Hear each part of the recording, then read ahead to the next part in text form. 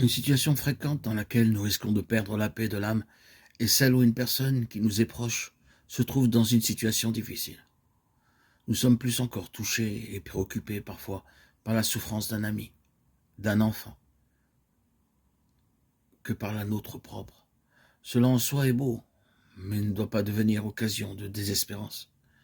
Que d'inquiétude parfois excessive règne dans des familles quand un membre est éprouvé dans sa santé et au chômage vit un moment de dépression.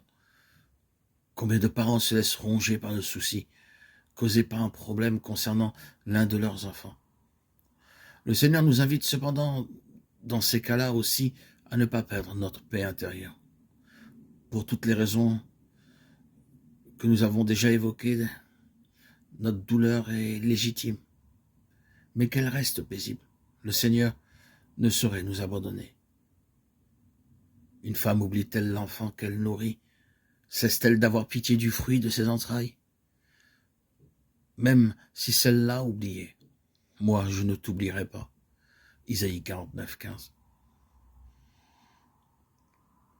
Il y a un point sur lequel nous voudrions cependant insister.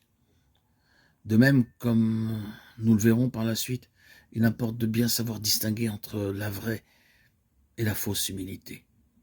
Entre le vrai repentir, paisible et confiant, et le faux repentir, le remords inquiet qui paralyse. Il nous faut savoir distinguer ce que l'on pourrait appeler la vraie et la fausse compassion. Il est certain que plus nous avançons dans la vie chrétienne, plus notre compassion grandit, alors que nous sommes naturellement si durs et indifférents. Le spectacle de la misère du monde, la souffrance de leurs frères, arrache des larmes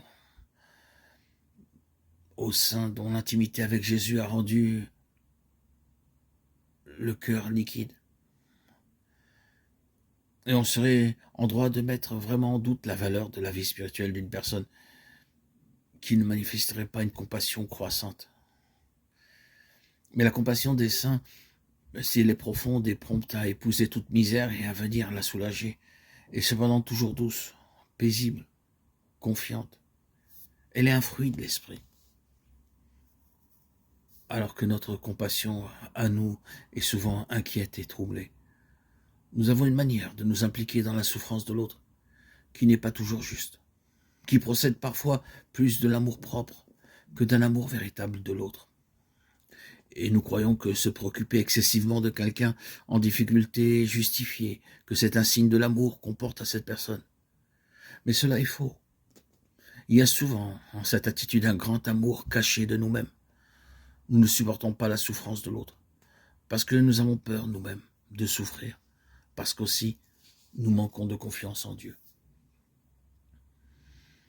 Il est normal d'être profondément touché par la souffrance de quelqu'un qui nous est cher, mais si à cause de cela nous nous tourmentons au point de perdre la paix, cela signifie que notre amour pour cette personne n'est pas encore pleinement spirituel, n'est pas encore selon Dieu.